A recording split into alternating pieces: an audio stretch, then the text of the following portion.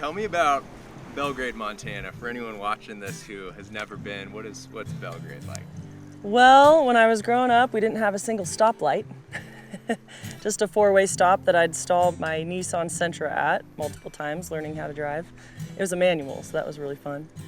And we kind of lived on the edge of town. Now it's been developed, and there's been a lot of changes, but it's got a cute little downtown with a coffee restaurant, and I love the Mint Bar and Grill. That's a great place. And actually, my old voice teacher owns that, so I love to support the Mint. Well, I first started learning guitar chords from the pastor at my church, Bob Coughlin.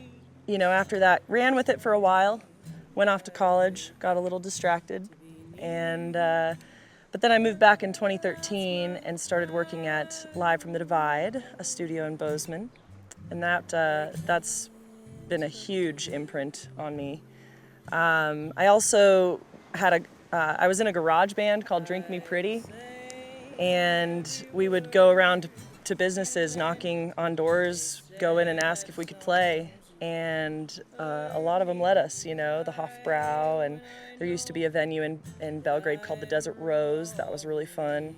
Recently, I got to play Live from the Divide again with the band that I recorded for this new record coming out, and that was really one of the most phenomenal shows I think that I've played, just because we had the whole band there, and then my grandmother was there, my parents, aunts and uncles, my first guitar teacher, Bob Coughlin, my voice teacher was singing in the band with me, and some of my best friends, and so lots of community around music, which I love.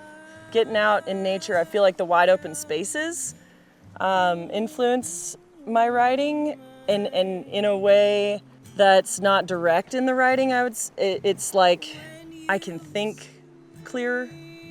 So, for example, I was hiking in the Bridgers and wrote a song because it just kept playing over in my head while I was hiking.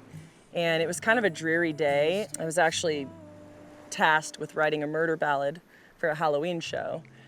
And I felt like I was in the Blair Witch Project, because it was like gray and trees, and you're in the middle of the mountains, and this song came out.